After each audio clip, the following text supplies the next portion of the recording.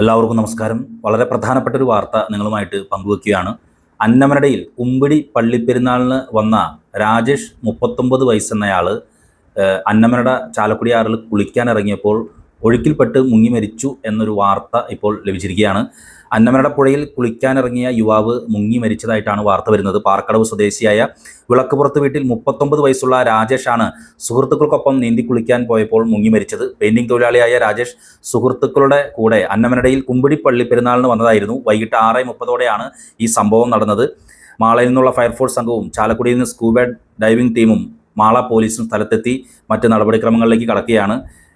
രാത്രി 8:30 കൂടിയിട്ടാണ് ബോഡി കണ്ടുകിട്ടിയത്. നമുക്കറിയാം, ഈ ചാലക്കുടി ആറിൽ ഇപ്പോൾ വെള്ളം കുറഞ്ഞിരിക്കുന്ന ഒരു അവസ്ഥ ഉണ്ട്. നമുക്ക് ഏറ്റവും പ്രധാനപ്പെട്ട പല ബ്ലാക്ക് സ്പോട്ടുകൾ ചാലക്കുടി ആറിലുണ്ട്. നമ്മൾ ഈ പുറത്തുനിന്ന് വരുന്നവർ വിചാരിക്കും ഇപ്പോൾ ഇവിടെ ഇറങ്ങി അങ്ങോട്ട് കുളിക്കാൻ പറ്റും, നല്ല സുഖമായിട്ട്. പലരും മദ്യപിച്ച് വരുന്ന ആളുകളുണ്ട്.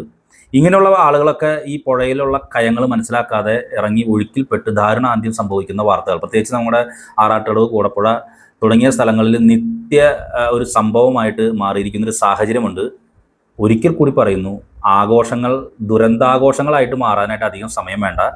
വെള്ളത്തിലിറങ്ങുമ്പോഴും പുഴയിലിറങ്ങുമ്പോഴും സമീപ പ്രദേശത്തുള്ള ആളുകളുടെയൊക്കെ ഉപദേശങ്ങളും നിർദ്ദേശങ്ങളും സ്വീകരിച്ച് വെള്ളത്തിലിറങ്ങുക, പുഴയിലിറങ്ങുക എന്ന് മാത്രമാണ് പറയാനുള്ളത്.